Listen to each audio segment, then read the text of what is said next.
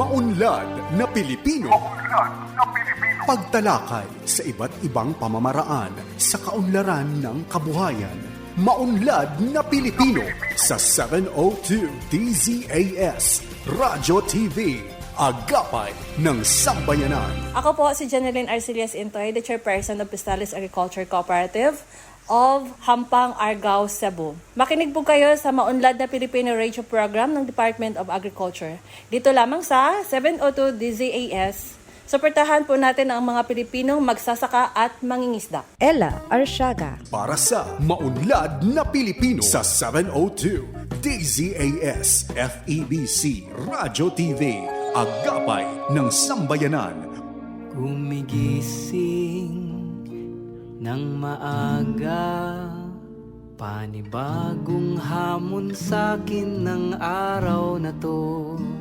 Magsusumikap at nangangarap para lamang sa inyo. Muli magandang araw mga ka-agri. Ito po ulit ang Maunlad na Pilipino kung saan hatid namin ang mga kaalaman, balita at talakayan na iikot sa sektor ng agrikultura. Bago po ang lahat, tayo po ay manalangin. Panginoon, turuan mo po kami maging mahinahon at maunawain sa mga taong mahirap unawain. Bigyan mo kami ng pusong marunong umunawa, bibig na maingat magsalita, at pag-ibig na handang magpatawad. Naway piliin naming maging instrumento ng inyong kapayapaan at kabutihan sa bawat panahon. Itinataas rin po namin ang simula kabuuan hanggang lapag ng programang ito. Ito po ang aming samot na langin sa matamis na pangalan ng inyong anak. Amen. At para sa salita ng karunungan, para sa konsepto ng pagkamalikhain, ang mundo ay lumalawak sa imahinasyon.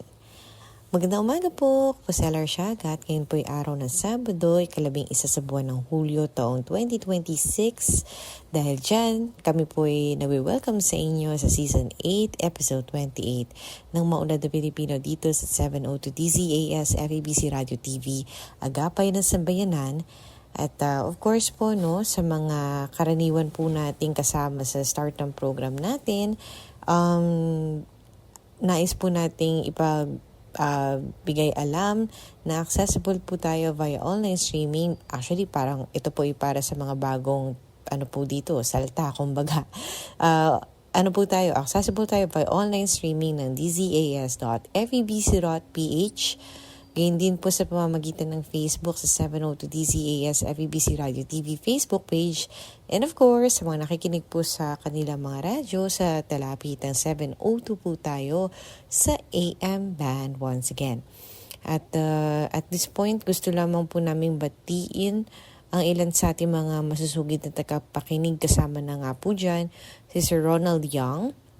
Nag-iwan ng mensahe, great is the Lord, blessed and victorious Saturday morning everyone.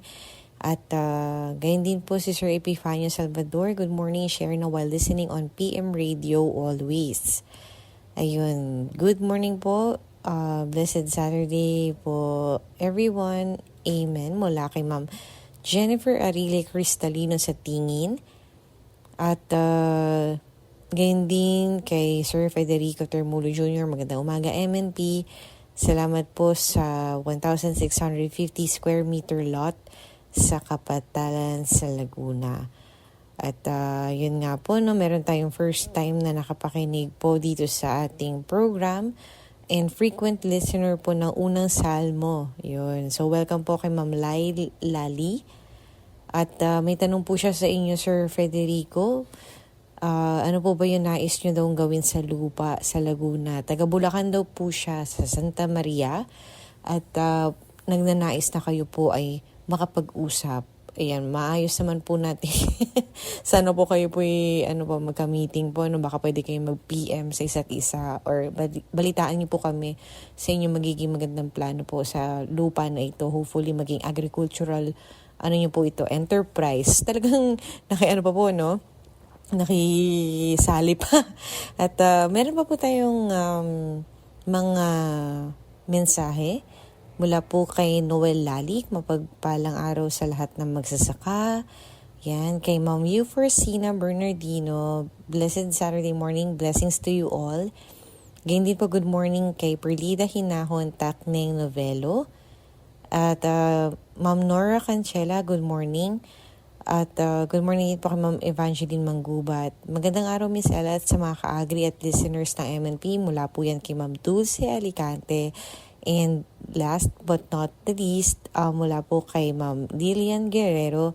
Blessed Saturday morning, Miss Ella. Yan po. Maraming salamat po sa inyong mga iniwan na mensahe. Masayang-masaya po kami to always greet and read ang lahat ng mga messages po ninyo. Sa umagang ito makasama natin para po sa ating katuwang na segment hatid sa atin ng Agricultural Training Institute, ang Agri On Air, kung saan pag-usapan natin maya-maya lamang ang tungkol sa rice-based integrated farming systems. Kasama po natin dyan ang mga taga-RTC or Regional Training Center sa Zamboanga Peninsula, si Engineer 3 ng City Agriculture Office po sa Isabela City, Ma'am Tas Sally or Nur Tasnim Sally po ang makasama natin para po sa ating paksa ngayong araw na ito. At bukod po dyan, tunghayan din ang Regions on the Go, Unad Komunidad, ang segment po kung saan katuwang po natin ng DA Philippine Rural Development Project at ang ating Agri-Trivia segment na kung tawagin po natin dito sa ating program ay Batid ba ninyo? Siyempre, hatid po namin yan sa inyo isang oras na hitik sa impormasyong ugnay sa agrikultura. At ayun nga po no, yung pagpasok po ng ating buwan ng Hulyo, meron na po tayo agad ng mga kinikilalang pagdiriwang. Isa na nga po dyan ang Philippine Agriculturists Month. So yung atin pong pagkilala sa dedikasyon at mahalagang ambag ng mga agriculturist sa pagsusulong ng seguridad sa pagkain, pagtataguyod ng napapanatiling pag-unlad ng agrikultura at pagpapaunlad din po ng inobasyon sa ating agriculture sector. For July 2026, that would be Filipino Agriculturists, Agents of Transformative Agriculture Towards Sustainable Food System. So sa lahat po ng mga ating magigiting na agriculturist, maligayang Philippine Agriculturists Month. At mula naman po sa ating Department of Agriculture, DRRM Operations Center, ngayong buwan din po ng Hulyo, nakikiisa po ang Department of Agriculture sa pag-obserba ng National Disaster Resilience Month na may temang naghahanda at kumikilos tungo sa panatag na bagong Pilipinas. So meron nga po tayong mga isinagawang mga activities in line with the NDRM. At ito nga po yung nagpapaalala sa bawat isa ng kahandaan, resilience at collective action na kasama po sa mga nagpapatibay ng isang food secure and disaster resilient Philippines. So nagkaroon po ng mga kick-off activities sa pagbubukas ng mga exhibit noong July 6 sa DA Lobby sa DA Central Office, Diliman, Quezon City. And marami pa pong iba. I believe meron din pong tree planting activity na isinagawa po ang ating mga kasamahan sa DRRM para po sa paglulunsad ng ating NDRM. And para po sa ating mga balita mula sa iba't ibang rehiyon, narito naman po ang ating mga kasamahang farmcasters para sa Regions on the Go. 4 na national awardees mula sa gitnang Luzon, pinarangalan sa 51st Gawad Saka Awards. Muling ipinamalas ng kagawaran ng pagsasaka para sa gitnang Luzon ang kahusayan ng rehiyon matapos kilalanin ang 4 na natatanging kinatawan mula sa gitnang Luzon bilang mga national winners sa ginanap na 51st Gawad Saka Awards noong Hunyo 29, 2026 sa Philippine International Convention Center sa lungsod ng Pasay. Ang Gawad Saka Awards ang pinakamataas na pagkilala ng kagawaran ng pagsasaka sa mga individual at organisasyong nagpakita ng natatanging dedikasyon, inobasyon at mahalagang ambag sa pag-unlad ng sektor ng agrikultura at pangisdaan sa bansa.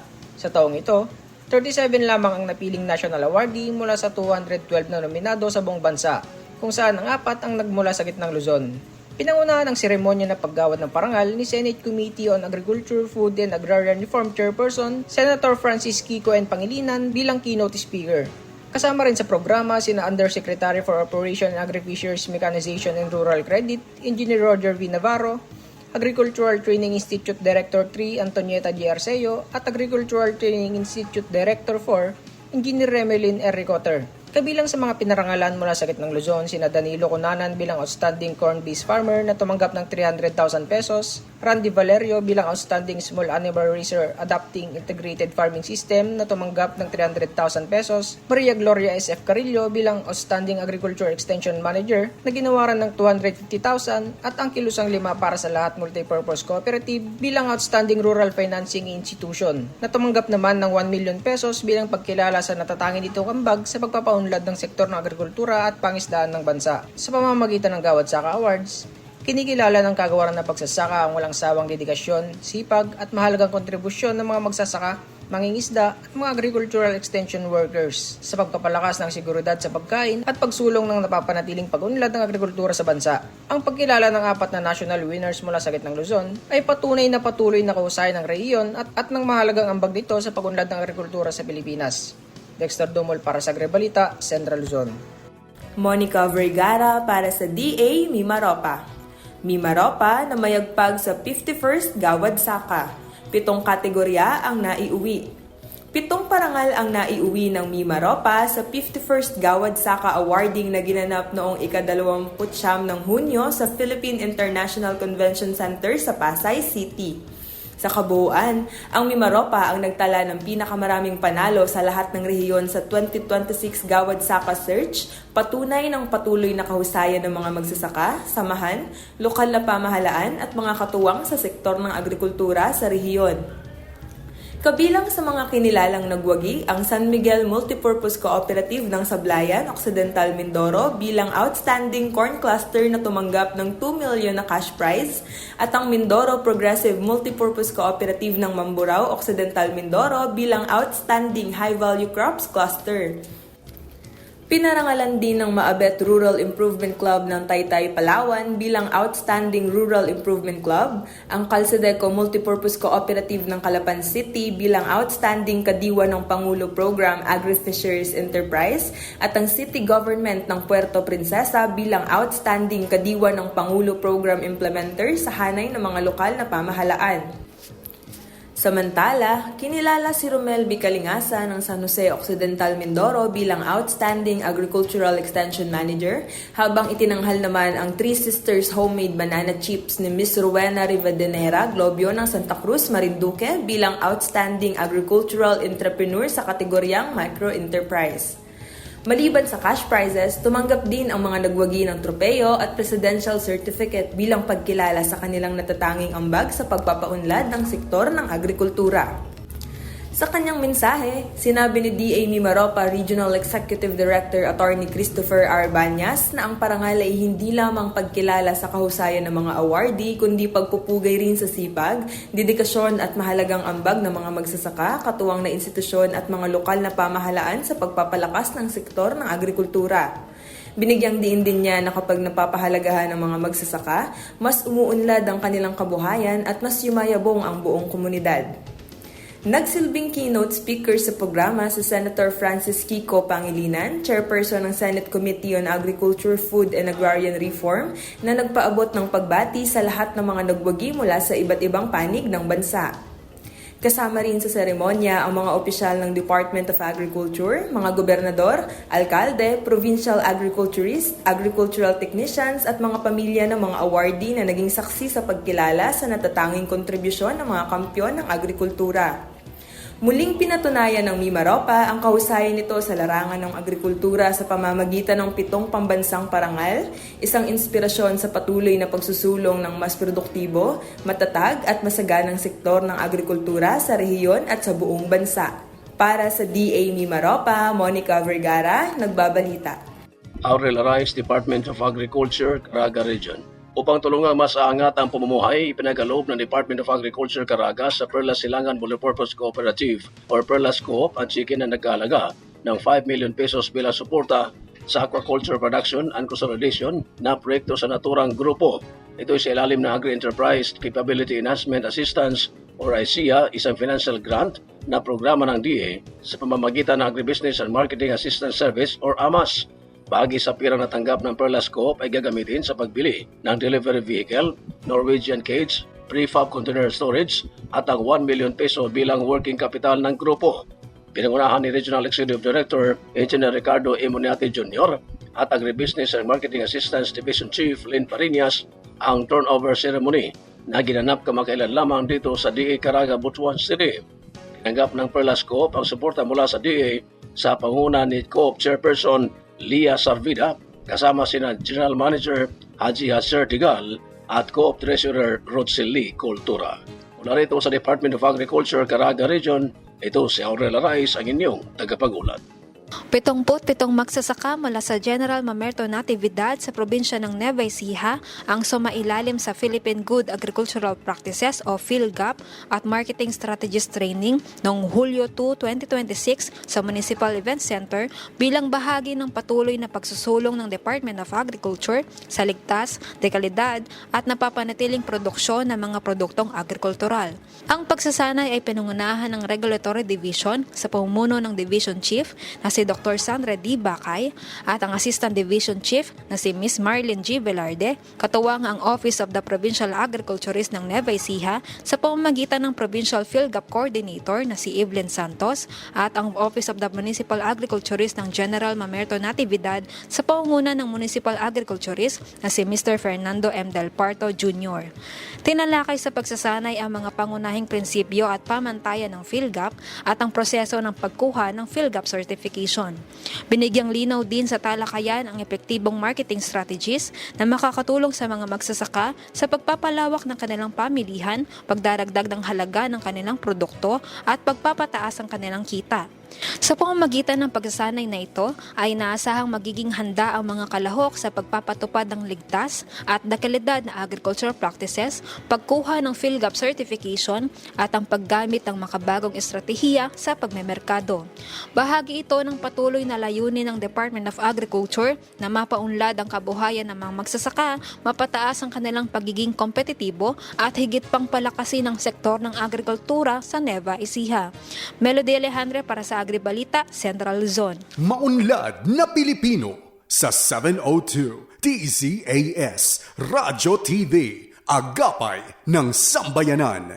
At para po sa araw na ito, muli po katuwang natin ng Agricultural Training Institute, ang ating pong segment na Agri On Air. Kasama po ang ating Engineer 3 mula sa City Agriculture Office na Isabela City, si Engineer Noor Tasnim A. Sali para po sa ating usapin na iikot sa Rice-Based Integrated Farming Systems. Isa po itong pagsasanay na isinagawa po natin, katuwang ang ATI, Zamboanga Peninsula. So greetings po sa mga kasamahan sa sa Regional Training Center po ng Zamboanga Peninsula. With that, we welcome you po, Ma'am Tas. Kamusta po kayo? Okay naman po, ma'am. Hello po sa lahat ng nanonood ng School on Air po. Maraming salamat po na i-review nyo po ito at sana po may matutunan kayo by the end of the session.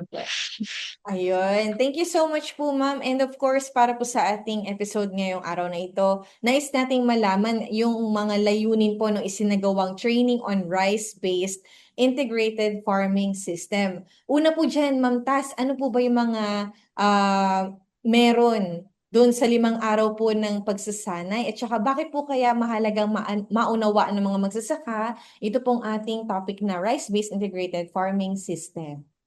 Training kasi or yung pagsasanay po is very nice po kasi po matuturo sa mga agri-extension workers or sa mga AEW kung ano ba yung importansya ng rice-based integrating farming system. Kung malalaman po ng mga AEWs po, sila po yung magre-re-echo, sila po yung magtuturo sa mga local farmers natin na pwede po na that farming system ay isang pamamaraan ng pagsasaka na hindi lang po monocropping ang pinapractice po. So marami pong pwedeng income si farmer, hindi lang mula sa pagpapalay. So marami pong matutunan sa 5 days na yun. May full package na po yung training na yun na sinagawa ng ATI po. Okay po. Bali, ito po, Ma'am, ay nabuo po natin ng Siyempre po, pinagplanuhan natin yung kumbaga line up po ng ating topics. And talagang nasabi po natin na package na po yung 5 days natin na training. So, dito po sa ating naturang training on rice-based integrated farming system, ano po ba yung yung concept, principles po nito? Paano po kaya siya naiiba, ma'am? Kasi sabi nga natin, ang mga farmers po natin, baka sila pa yung magturo sa atin. Pero ano po kaya yung kaibahan nito sa traditional na rice farming? Ano po yung mga nila dyan, key takeaways po? Sa madaling salita po, no, si rice-based integrated farming system po ay sistema ng pagsasaka. Kung hindi lang po si palay yung pangunahing, no, may karagdagan palay. Though si palay po yung main crop kasi nga rice-based siya, meron pong crop po yung available resources sa farm, sa bukid or sa area ni farmer. Kung wala naman po siyang supply magandang papalay isdaan. Kung meron naman po siyang available na mga ducks dyan or yung city agri nila or yung munisipyo na may bigay ng libreng ducks po or panimula, pwede din siya mag-rice duck farming system. Or kung meron po siyang mga binhi na available or pwede siyang humingi sa kanilang city agri or municipal agri, pwede naman din po siyang vegetable after rice production po. So marami po pwedeng i-integrate. It's just that na kailangan farmer kung ano po yung meron doon sa kanya. Hindi po pwedeng biglaan po na gusto ni farmer lahat na hindi mo baka po madulugi in the end. Kasi ang goal po natin, increase ng income po si farmer nang pahinay-hinay lang. Kasi experimental po din siya, no? Kasi hindi naman po perfecto agad or success po yung mangyayari.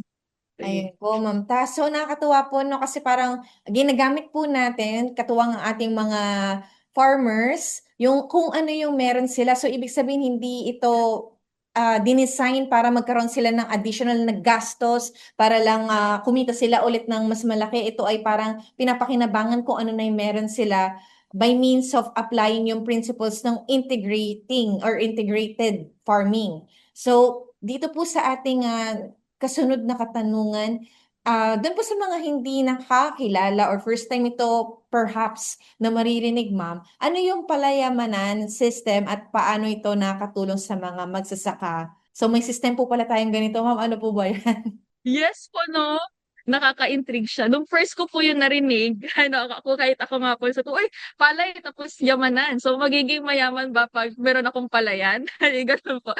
Pero totoo naman po, it's just that, no, kailangan natin mag-integrate ng iba pa. Is, yung main crop lang po talaga natin is palay. So, dahil sa palay, yayaman din tayo. Pero dagdagan natin ng iba po. So, combination siya ng iba't ibang farming venture. So, try natin i-digest po. So, sa palayamanan, may palay. So, yun yung pangunahing crop. Meron din word na pala sa palayamanan, which is yung paggawa or yung labor, kasi kailangan natin ng labor. May kaalaman, of course, hindi po tayo mag-integrate kung wala po tayong kaalaman. So, kailangan natin ma-train. So, binibigyan tayo ng libreng training ng ATI. Kung meron po kayo opportunities, tayo ay mag-join. And kabuhayan. So, yun po yung objective ng palayamanan system is magbibigay ng additional na kabuhayan. So, iba't ibang farming enterprise tulad ng halamanan, so yung crops, or paghahayupan, yung sa mga livestock natin, palaisdaan, sa freshwater, and kakahuyan. So, pwede rin po orchard or mga fruit trees. So, yun po yung apat na mga pangunahing bahagi ng palayamanan system. Ayun. So, dito nga po, talagang pinag-isipan din po natin to, no? At saka isang concept or parang word na madaling maalala at positive po talaga yung dating para sa ating mga farmers kasi parang uunlad sila dito tapos meron na naman tayo sinusundan ng mga systems and mga lahat po ng part ng nabanggit po ninyo kanina, Ma'am Tas. At with that, ano po kaya yung natin, benefits naman nung pinagsasama-sama po natin yung iba't ibang agricultural enterprises sa isang sakahan? So, paano po yun nakakatulong sa kanila na integrated po yung crops, kung meron sila nun, of course, livestock at iba pang mga farm components. Talaga po bang nakakabawas yun sa kanilang gastos? Paano po kaya? So, marami pong actually benefits no natin. Meron environment, meron din po sa economic na aspect. So, unahin po natin yung sa environmental. Since hindi na po tayo masyadong fertilizer, bakit nga ba hindi na tayo masyadong gumagastos ng fertilizer? Kumbaga, kung mag-rice duck tayo, yung mga tae doon, pwede natin gamitin siya doon sa ating imimix na po natin sa ating basakan or sa ating palayan. Pwede din po gagamitin natin siya doon sa ating mga crops po. So less na lang din po yung gagamitin na fertilizer. So, mas maging efficient yung paggamit ng resources natin kasi we're using what is all around the area. So, nababawasan yung paggamit ng chemical fertilizer dahil maaaring gumamit na tayo ng organic as mas napapangalagaan pa din natin ang biodiversity kasi hindi lang po isang animal po or livestock yung nandun present po sa ating farm, mismo na po yung ibang mga insekto or yung mga beneficial organisms lumalapit na din po sa palayan po natin at mas balanse yung ecosystem sa bukid. Meanwhile, sa economic aspect naman po is mas nagkakaroon ng karagdagang income like before kasi po sa palay lang tayo kumukuha ng income. Ngayon, meron na po sa gulayan natin or sa isdaan na natin or sa duck farming. Or pwede rin po kung magda-duck farming, magbabalutan si farmer or bibenta niya po yung mga itlog ng ducks po. Tapos magandang ng pamilya nila at mababawasan yung production risk. No, kung hindi po kasi na some point sa pagpa-farming. So kung ma-failure man ang isang production site, babahala si farmer kasi meron tayong ibang source. And of course, hindi magkakaroon ng insufficiency sa food kasi meron naman po tayo sa farm. Kung may isda, may duck, o kompleto may rice po. Ayun. So, yung dito po sa ating mga nabanggit so far, Ma'am Tas, mainly po talagang gusto nating tulungang mapataas yung kita ng ating mga farmers. And dito naman po sa approach din na to, syempre kaakibat nito yung pag-iingat natin sa ating likas na yaman. So, paano po sinusulong ng ating rice-based integrated farming system na ito ang sustainable agriculture para po sa pangangalaga ng ating kalupaan? At yun nga po, yung ating contribution sa climate resilience ng ating sakahan. Ang maganda kasi sa integrated is nagagamit natin na maayos lahat ng resources. Dapat walang sayang po. No? Mula sa pag-harvest, yung rice tray, hindi ko alam kung pinapractice pa po ng iba na sinusunog nila yung rice straw mismo nila, no? Which is, I hope na hindi po natin yung pinapractice nung. Pwede natin siya i-decompose doon sa field mismo at magagamit natin siya as compost or mulch. Pwede din gamitin natin siya sa ating mga crops or sa vegetable production. Yung dumi ng hayop, pwede natin siyang gamitin as organic fertilizer. Ipapadecompose lang po natin siya ng maayos at iba pang farm waste na maaari pa natin magamit sa iba't ibang paraan.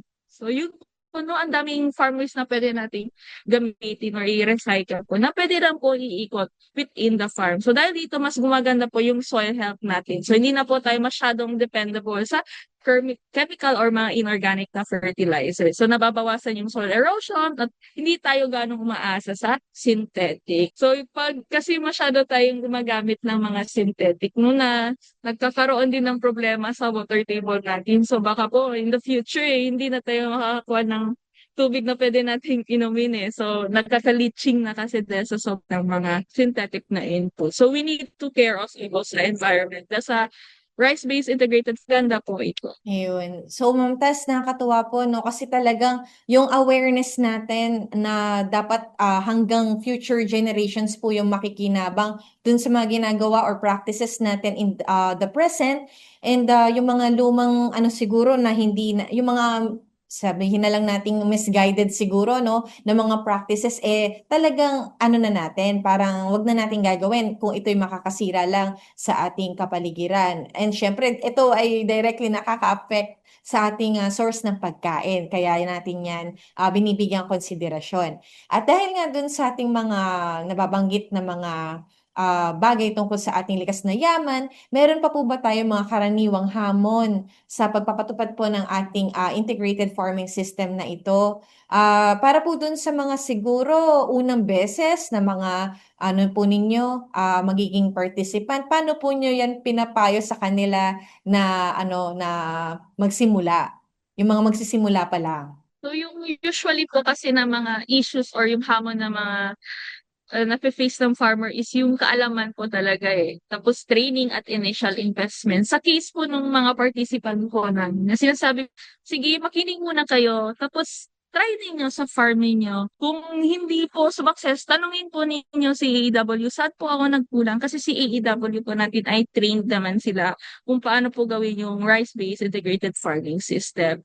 So may mga magsasaka rin na sanay na sa traditional farming, kaya medyo din i-mold or parang buksan yung isip nila to this rice-based integrated farming system. Pero kung porsigido naman po si AEW na sihin si farmer na try po natin to. Bigyan niyo po kami ng chance ng kahit isang cropping muna. Kung may parang pagbabago na sige, i-adopt ninyo ang rice-based integrated farming. Wala naman pong mawawala, di ba? Kung hindi natin siya i-try. So, yun lang po, yung initial investment din po is, medyo din po parang worth si farmer sa mga initial investment. Pero in-explain din naman po namin kung kaya naman po ibigay ng CIPAL Agriculture Office, tutulungan naman din po kayo ng mga opisina na yun at ng mga extension workers. Pero magandang tandaan na hindi lang sabay-sabay natin integrate lahat. Simula tayo sa isa muna po kung pipili po si farmer na crops muna po ba or duck muna or isdaan ba or orchard. So hindi naman po kailangan sabay para hindi naman po if ever failure, hindi naman po marami yung mawawala kay farmer. So maaring magsimula sa maliliit lamang at habang lumalawak na yung kaalaman at kakayahan, dagdagan natin ng paunti-unti. Maunlad na Pilipino sa 702 DZAS Radyo TV, Agapay ng Sambayanan. Alam mo ba na may programa ang pamahalaan para sa OA o Organikong Agrikultura? Ang National Organic Agriculture Program o NOAP ay katuwang ng bawat organikong magsasaka sa pagpapalago ng kabuhayan, paghahatid ng ligtas na pagkain sa bawat tahanan at pangangalaga sa kalikasan. Ito ang National Organic Agriculture Program. Okay sa OA.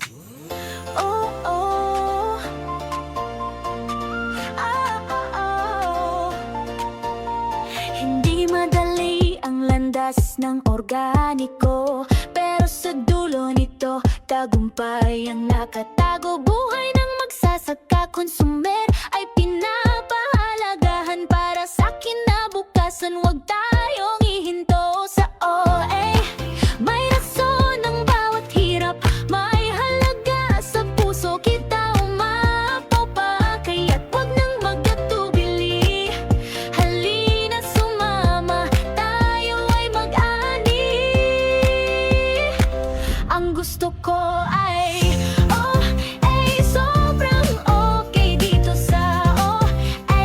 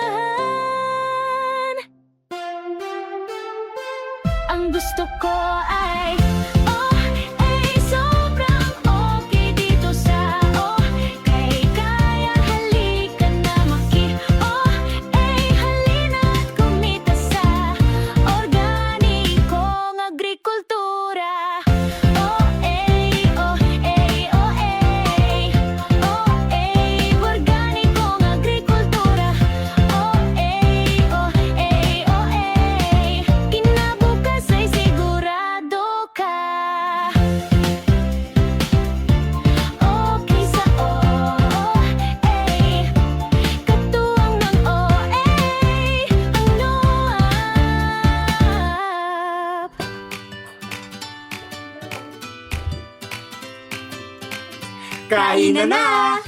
At syempre, hindi kumpleto kapag walang masustansyang pagkain ang nakahain. Sa almusal, Tanghalian, hapunan, sa opisina, mapakarenderya man o restaurant, siguraduhin ang pagkain ay certified organic. Ang mga certified organic na produkto ay mabibili sa OA Marketplace. dito makasisiguro ka na sariwa, ligtas, at tatak PGS ang mga produkto. Direkta ka pang makatutulong sa magsasaka dahil sila mismo ang kausap mo sa kabilang linya. Kaya para garantisadong organiko ang ihahain, Tatak PGS ang hanapin. Maunlad na Pilipino sa 702 DZAS Radyo TV, Agapay ng Sambayanan. So, ano dito, in-encourage natin na kung ano lang yung kaya nilang umpisahan muna, yun yung kanilang gagawin. At hanggang ma-perfect na nila. Kasi nga sabi natin kanina, Yes po. experimental po yung mga approaches na ito. And dito naman po, no, kasi having said and parang naipakilala po kayo earlier na part, of course, ng City Agriculture Office, ano po yung mga tulong natin sa ating agricultural extension workers dun sa mga part ng implementation? Ano pong maasahan ng mga farmers? May pupunta lang ba sa kanilang farm na, hello, kami po yung dun sa City Agriculture Office, kami po yung sa inyo mag-assist. So yung sa sa offices, aside from assistance po, no, pwede po silang humingi ng mga mandato naman din po namin na magbigay ng tulong. Not only the technical assistance, but also yung mga inputs. Kasi binibigay po naman po namin is para naman po talaga sa mga inputs. Para naman po sa ating mga farmers rather. So yung training naman na pinapabahagi namin sa mga farmers is para sa ikakabuti naman din ng mga farmers. At gusto din po sana namin yung mga extension workers, hindi lang po sa munisipyo namin or sa city namin po. Kahit sa iba na, wag po mawawala ng pasensya sa pag-encourage sa mga farmer na yung bagong sistema po. Kasi tinatry po natin na na po yung bago ngayon. Kasi ayaw din natin ma-left behind yung farmers na stay sila sa traditional farming po. Ayun nga po. So, Ma'am Tas, sabi po natin nung nag-start tayo sa interview na to, ano po talaga yung 5 days? Talagang ang dami nilang matututunan. Yes. Package po siya. At bilang resource speaker nga po ng training na ito, ano po yung mga inasahan natin magiging epekto ng ating mga pagsasanay sa mga participants po natin o kalahok? Paano po ba nila yan nagagamit usually, ma'am, pagka umattend po sila ng training? Parang sila din po ba nag-aano sa mga kapwa po nilang farmers, parang peer coaching, ganun pa ba? May ganun po ba? Yeah. Sa case po namin, kasi ako naging participant din ako ng mga sa training girl. Yung ginagawa po talaga namin is nire-re-echo muna namin sa kasamahan namin mga technician po. Tapos sabay-sabay kami pupunta sa field, sabay-sabay namin i-re-echo sa farmer. Uy, sir, ma'am, may natutunan kami. Pwede natin i-try ito, ma'am. So umaasa po kami. So pagbalik nila yung mga participant namin sa mga locality nila so maibahagi nila yung kanilang natututunan. Aside from personal development po ito sa kanila as bilang extension worker, kundi mas marami pang farmers yung matulungan at magkaroon ng sustainable na kabuhayan po. Huwag natin iangkin yung mga knowledge natin. I-share po natin, no? Yun po. Ayun. So, tama nga naman po. Ika nga ng mga kabataan ngayon, wag i-gatekeep yung kaalaman. Ito ibabahagi natin dahil hindi naman yan mananakaw sa atin, sabi nga, di ba? Ayan, at bilang pagtatapos po, Ma'am Tas, ano po yung message po ninyo sa mga farmers po natin and of course, mga kasamahan po natin na agricultural professionals tungkol po sa ating isinagawang training kaugnay ng rice-based integrating farming system? So yung mensahe ko lang po, gusto ko i-reiterate ang rice-based integrated farming system or RBIFS. Hindi lang po simpleng pagsasaka ibang enterprise sa bukid, but ito ay paraan para mas maging matatag at mas produktibo or mas sustainable yung pagsasaka ni farmer. So, habang dumarami ang hamon tulad ng climate change, pagtataas ng production cost at pagbabago ng presyo ng produkto, malaga na mas maging diversified at mas efficient ang ating farming system. Sinasabi ko po talaga, ang farming system is diversified, integrated, and kung maliit lang po yung area natin, doon po muna tayo sa diversify. Tapos i-integrate natin po. kung medyo na po, mas kaya na po, may labor na tayo, i-intensify na po natin. So sa ating mga magsasaka, wag po tayong matakot, sumubok ng bagong teknolohiya at pamamaraan. So hindi kailangan malaki agad ang ating simulan, unti-unti lamang po ang based lang po sa kakayahan at resources na mayroon tayo. At sa ating mga sa aking mga fellow agri-extension workers at agricultural patuloy po ay nating gabayan at suportahan ang ating mga magsasaka.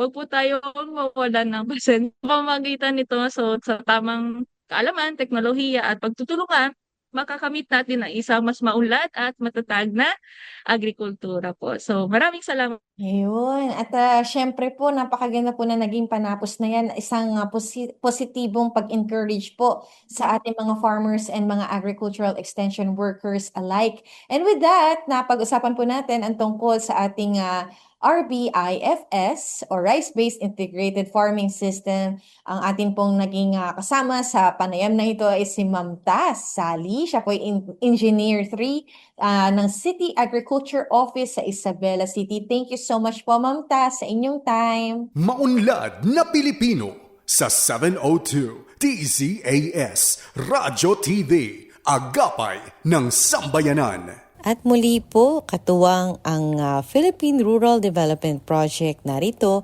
ang Unlad Komunidad. At para sa araw nito, makasama natin ang Information Officer mula sa InfoAce NPCO, Ma'am Julie Ace Brandon R. Barao. Ngayong umaga sa Unlad Komunidad, mapapakinggan natin ang balita tungkol sa isinagawang Geomapping and Governance Unit o GGU Coordination Meeting and Technical Workshop ng Department of Agriculture, Philippine Rural Development Project na ginanap sa Lawag City, Ilocos Norte mula ika-29 ng Hunyo hanggang ika-3 ng Hulyo. Pinagtipon ng workshop ang mga kinatawan mula sa National Project Coordination Office, Project Support Offices, Regional Project Coordination Offices, at iba pang unit ng proyekto upang pag-usapan kung paano pa mapapahusay ang mga digital system na ginagamit sa pag-monitor ng mga sub-project ng PRDP. Layunin ng workshop na mapabuti ang kalidad ng datos, mapahusay ang paggamit ng geomapping technology, at tingnan kung paano makakatulong ang mga bagong teknolohiya sa mas maayos na pagpapatupad ng proyekto. Ayon kay Honorio C. Flamenio, DA Information and Communications Technology Service Director, patuloy nilang pinapabuti ang mga digital system upang mas maging mabilis, mas maayos, at mas tumpak ang pag-monitor sa mga proyekto. Our main goal is simply to make sure that our digital tools are going exactly what they need to do for the PRDP. We will be doing a thorough check of our systems to ensure that our field data is accurate and fully in line with the global standards. But we are not just looking at what we are doing right now. We are preparing for the future. We will be updating our geotagging and geomapping application as we transition to big data management and explore the AI-driven era through a draft proposal on geointelligence framework. Simply put, we are updating our technology so that we can monitor our infrastructure projects faster, easier, and with absolute transparency. Napag-usapan din sa workshop ang mga planong pag-upgrade sa PRDP geomapping system, ang paggamit ng artificial intelligence o AI, at iba pang teknolohiyang makakatulong sa pangangalap at pagsusuri ng geospatial information. Tinalakay rin ang paggamit ng satellite images, drone surveys, GIS, at field validation upang mas maging maayos ang monitoring ng mga proyekto. Bilang bahagi ng aktibidad, bumisita rin ang mga kalahok sa 3 sub-projects sa Ilocos Norte at Ilocos Sur, ang Tagodin Slaughterhouse, Onion Cold Storage, at Garlic Consolidation and Marketing Enterprise. Dito, sinuri nila ang aktwal na kalagayan ng mga proyekto, nagtipon ng mga datos, at sinubukan ang mga digital tools na ginagamit sa monitoring. Ayon kay Sir Ces Remoroso, NPCO GGU Mainstreaming Focal Person at GIS Data Specialist. Mahalaga ang maayos na datos upang masubaybayan ng maayos ang mga sub-project. Agad na makita ang mga posibleng problema at makagawa ng tamang desisyon. Aniya, makakatulong ang mahusay na digital system upang maging mas malinaw ang monitoring at matiyak na ang mga proyekto ay tunay na nakikinabang ang mga magsasaka at mangingisda.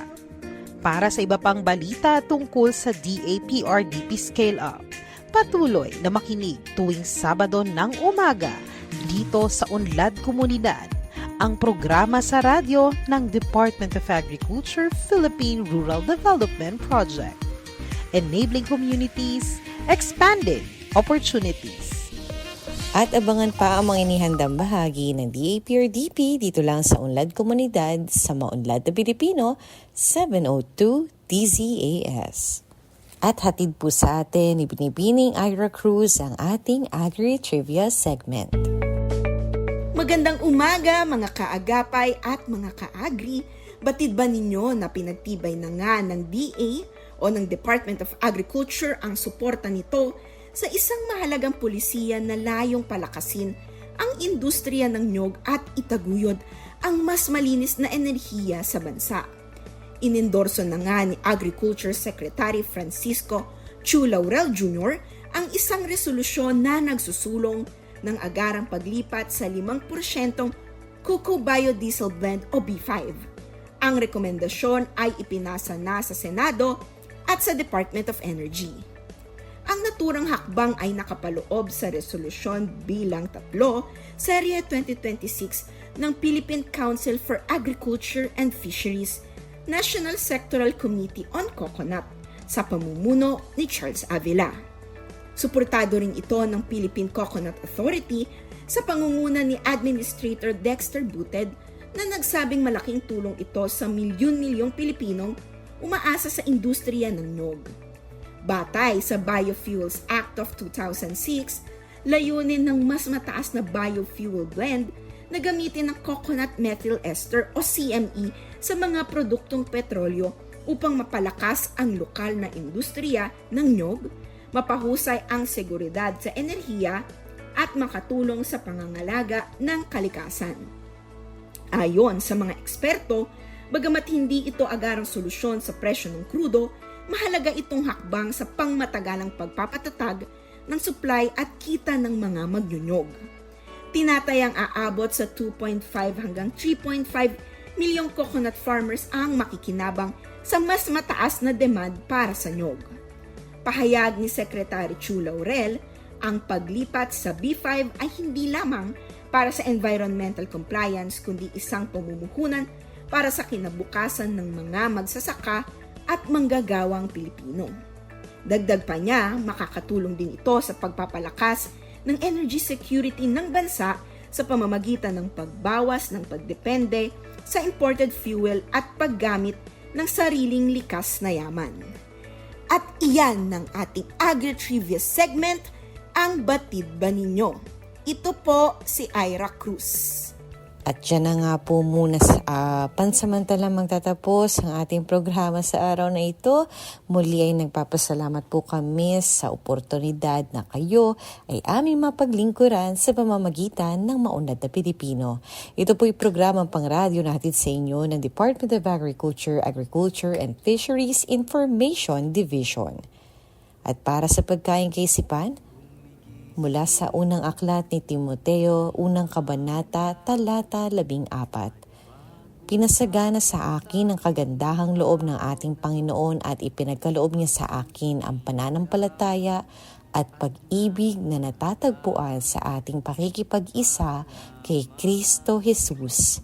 Mula po sa Department of Agriculture, inyo pong napakinggan ang edisyong ito ng Maunlad na Pilipino dito sa 702 DZAS, FEBC Radio TV, Agapay ng Sambayanan na may himpilan sa Ortigas Center, Pasig City at kasapi po sa kapisanan ng mga broadcaster ng Pilipinas.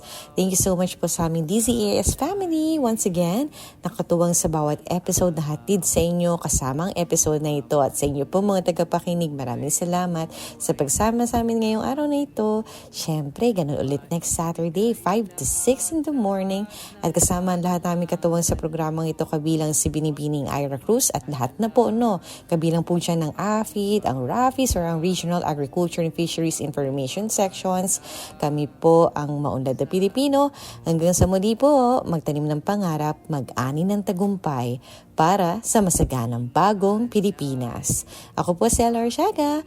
Enjoy the rest of the weekend! Lakas akong nagtatanim ng palay sa bawat bahay. Maunlad na Pilipino sa 702 DZAS Radyo TV, Agapay ng Sambayanan.